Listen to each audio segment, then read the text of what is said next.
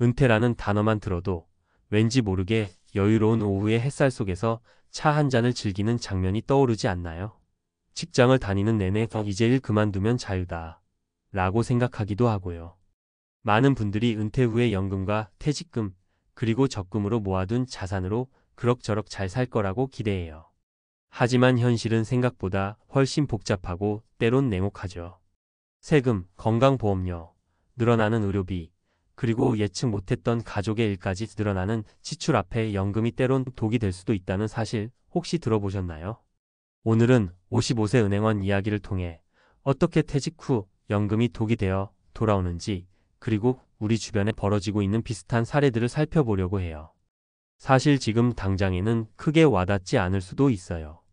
그래도 분명히 언젠가는 당신과 나 모두가 맞닥뜨릴 문제거든요. 저도 그 사실을 알게 된 이후로 은퇴가 그렇게 만만치 않다는 걸 깨달았어요.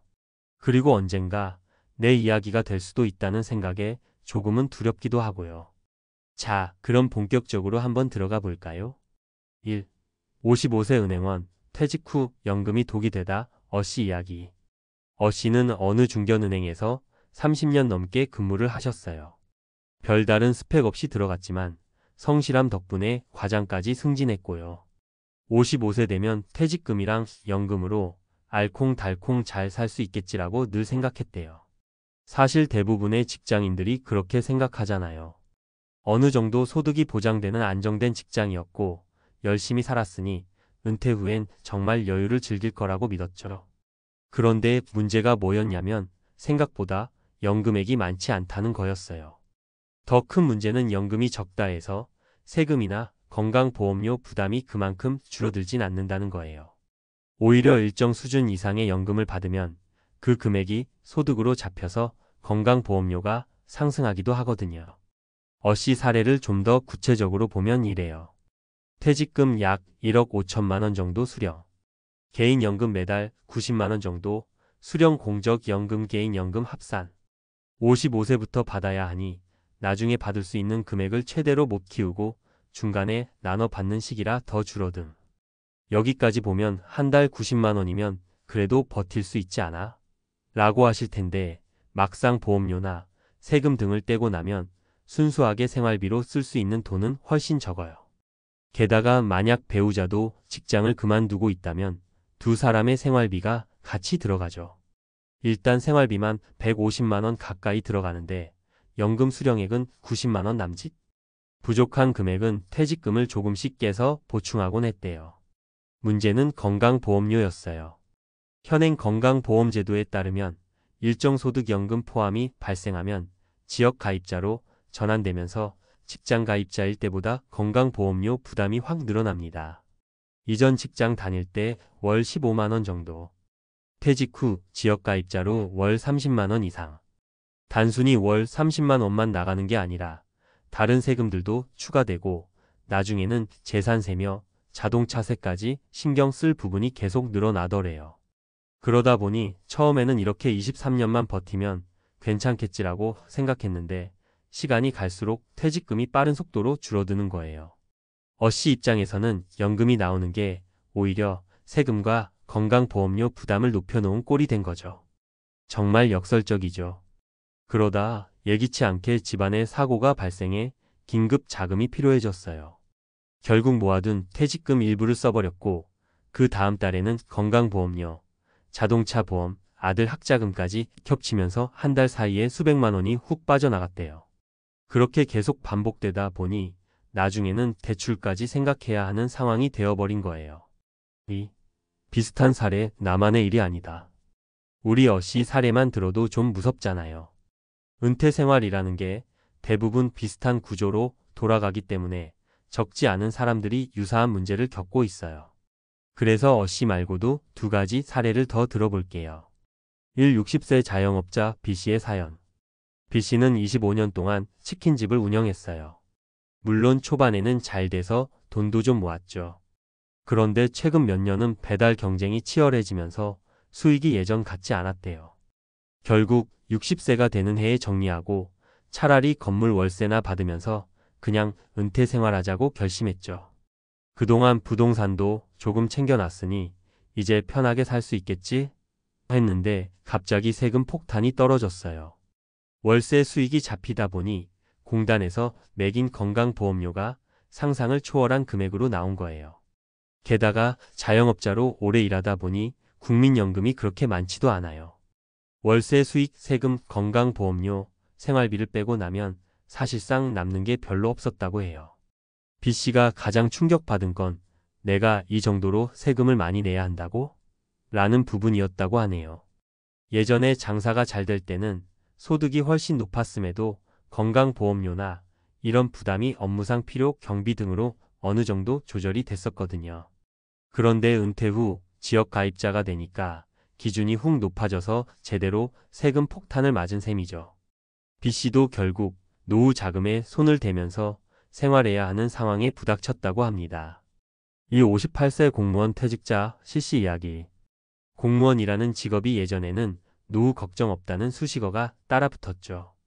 연금도 일반 회사원보다 많고 안정적인 편이니까요.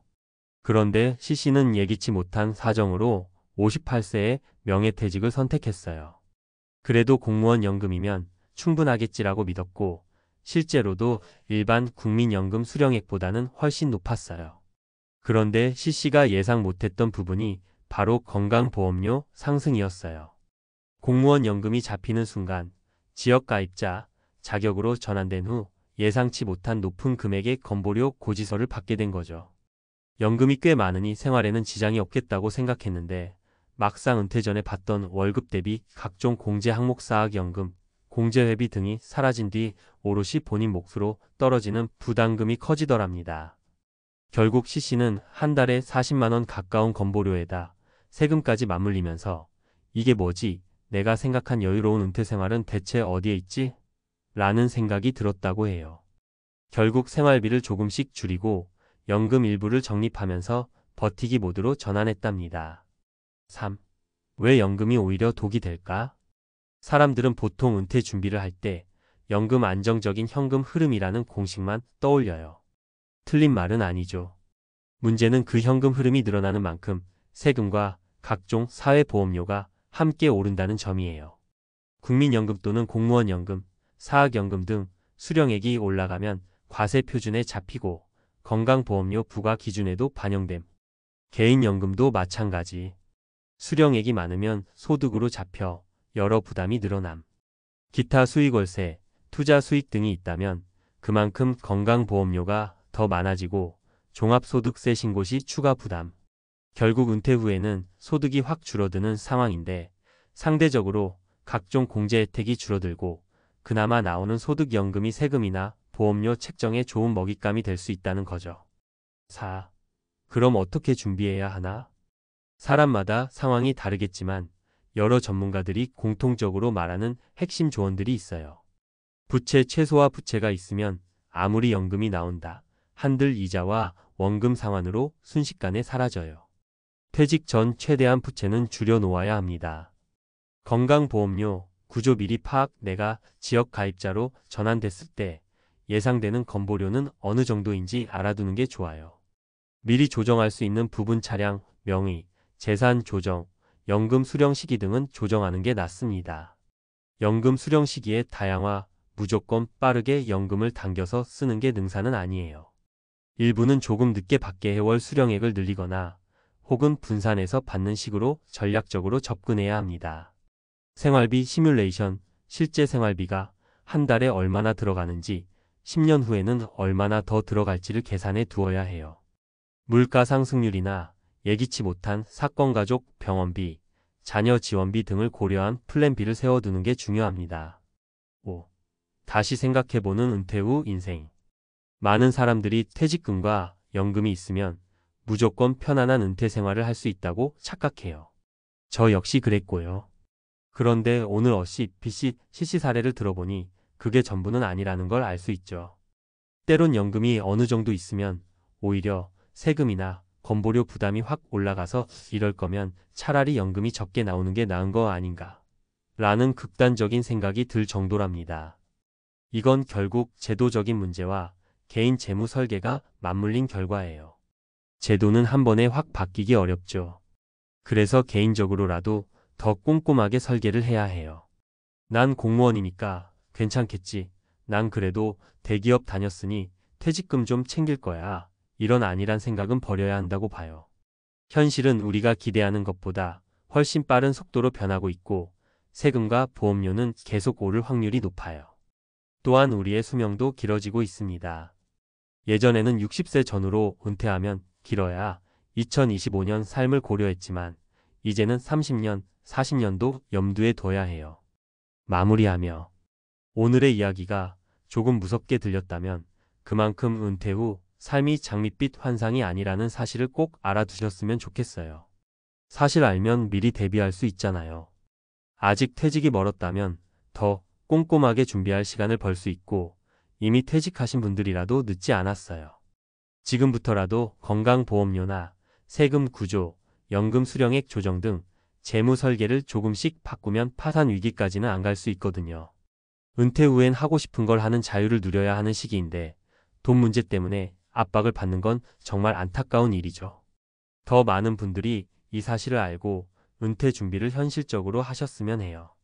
그러다 보면 어시처럼 아이고 연금이 왜 이렇게 많이 잡혀서 보험료만 왕창 뛰지? 하는 일은 줄어들겠죠. 아무리 강조해도 지나치지 않아요. 은퇴 준비 지금 당장 시작해도 늦지 않습니다.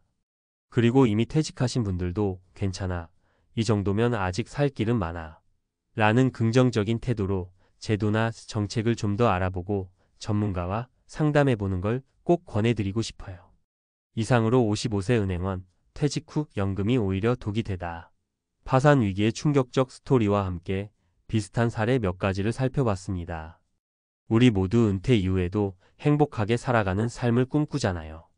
그러니까 지금부터 준비해서 나중에 역시 미리 알아둬서 다행이야 하고 웃을 수 있었으면 좋겠습니다. 감사합니다.